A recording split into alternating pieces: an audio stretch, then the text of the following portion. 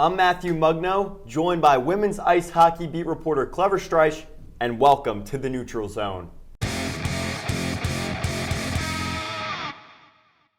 Clever, women's hockey, going into holiday break. What's going on with the team? I've never seen a start like this for the Bobcats. They're 17-2. And since then, I think the biggest storyline that you could sort of run through this season is the emergence of the top six, specifically the second line. Olivia Mobley, Shea Maloney, Madison Shantler. They've been incredible to start the year. Collectively, 64 points between those three players. But the player that's impressed me the most, I think, and that's had that breakout year that's allowed for that 17-2 start has been Maya Labad. I mean, since her first year season, she stepped forward so much, and she's gotten 11 goals, 7 assists, 18 points, the Nutmeg Classic MVP. It's really showing promise for the future. But flipping the script over to men's ice, what do you think's been the storyline so far that you've seen? Because for the women's ice, it's been their offensive prowess on that side of the puck. Would you say the defensive brand is still there for the men's ice team? Yeah, the defensive brand is there, and I think that's what we're seeing is the most significant aspect. But wins against Boston College, North Dakota on the road, the Bell Pot tournament, those were moments where they had to take the step against some tougher opponents, and they did earlier in the season.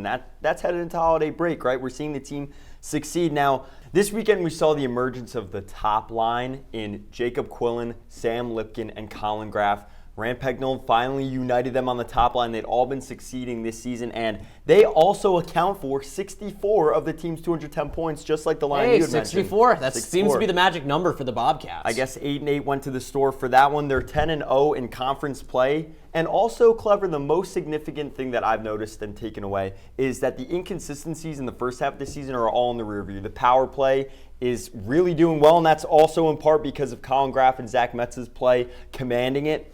Goal scoring is up, and they've picked up in the sense that they don't play down to their opponents anymore. We saw on the main weekend they give up 3 goals in 5 minutes.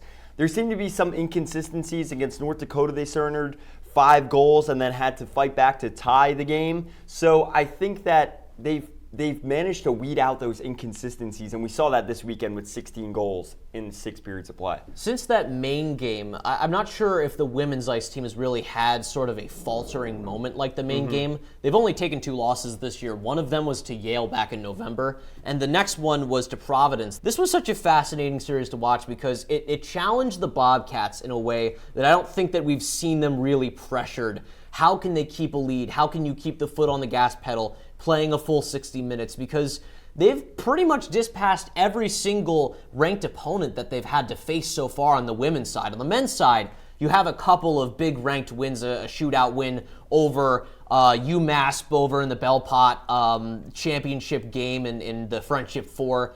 But what's really impressed me with Quinnipiac is, for both sides, is the resolve to fight through against top opponents. And I think that's why we're finding both the men's and women's teams in the top 5 so far this year. Yeah, now, Clever, I think something I've also noticed and accounted for is that in ECAC play for the men's side of the D1 program, they haven't played very tough opponents, and like you're saying, the will to fight through against the tougher opponents, it's a hard adjustment, especially for your younger players who are now united on the top line. Now they're playing that game consistently, and we saw that in the blowout victories this weekend where their opponents were not ranked and they blew them out, which they should be. Against LIU earlier in the season, they tied. They were playing down to an unranked opponent. So I think that's what I've noticed with the men's side of things, which is making for an interesting second half. Now, for the women's side, what have you noticed with tough opponents, with those rivals, and the fact that in ECAC, in the conference play, they have a lot of ranked conference opponents? They do, and I think it's just the disparity of teams. The quality of competition in the ECAC for the women's side is just stronger than the men's side at the moment. You're looking at